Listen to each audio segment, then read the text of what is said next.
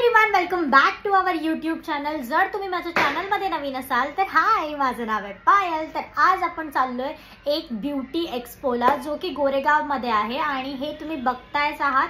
तर हे आहे एक प्रोफेशनल ब्युटी एक्सपो, ज्यामध्ये आपल्याला प्रोफेशनल सगळ्या ब्युटीशी रिलेटेड गोष्टी शिकायला मिळतात। सो त्याच्यामुळे मी चालली होती आणि मी एक प्रोफेशनल मेकअप आर्टिस्ट असल्यामुळे मला मेकअप बघण्यासाठी तिथे जायचं होतं। या एक्झिबिशन मध्ये प्रतीक्षा थोरात मॅम येणार होत्या आणि मी खास करून त्यांना भेटायला त्या एक्सपो मध्ये गेले होते। लास्ट इयर पण एक्सपो झाला होता आणि लास्ट इयर फर्स्ट टाइम त्या आल्या होत्या आणि आता सेकंड टाइम आहे।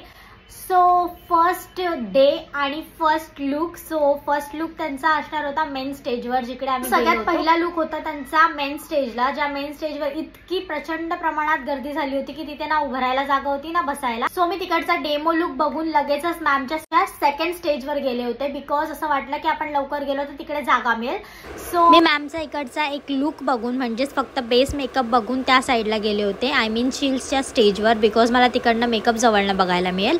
सो इकडचा बेस कंप्लीट झाल्यानंतर मी लगेचच तिकडे गेले होते। मॅमनी लुकला सुरुवात केली आणि खूप सुंदर फ्लॉलेस बेस वाला लुक मॅमनी तिकडे शिकवला आणि जो की मला खूप आवडला। आणि सगळे जे लोक मॅम साठी एवढा वेट करत होते, म्हणजे मॅमचा प्रत्येक स्टेज फुलच होत होता। सगळ्यात महत्वाची गोष्ट म्हणजे मॅम येणार आहेत, तर इतकी एक्साइटमेंट असते की मॅम यायच्या अगोदरच स्टेज फुल झालेला असतो। जर तुम्ही एक्सपोला येणार असाल किंवा येत असाल तर तुम्हाला हे माहिती पाहिजे की मॅमच्या स्टेजवर ऑलरेडी गर्दी असते, सो आपण लवकरच जाऊन बसायला पाहिजे। सो देन नेक्स्ट डे तुम्ही बघू शकता, नेक्स्ट डे मॅमने एक छान अशी हेअरस्टाईल दाखवली होती मेन स्टेजला। हो, तिकडे जाऊन हेअरस्टाईल बघितली अँड देन आम्ही आलो होतो शिल्सच्या स्टेजवर, बिकॉज इथे होणार होता सेकंड लुक।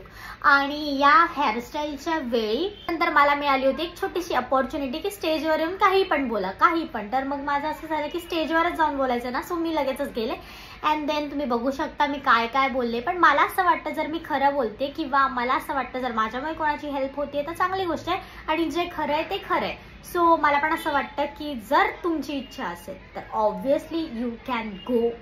सो अशा प्रकारे मी मॅम बद्दल इन्फॉर्मेशन प्रोव्हाइड केली आणि जी की खरी आहे, सो म्हणून मी ती शेअर केली। आणि एवढ्या मोठ्या स्टेजवर खरं बोलण्याला लागायचं ना, सो म्हणून मी जे आहे जे वाटतं ते शेअर केलं।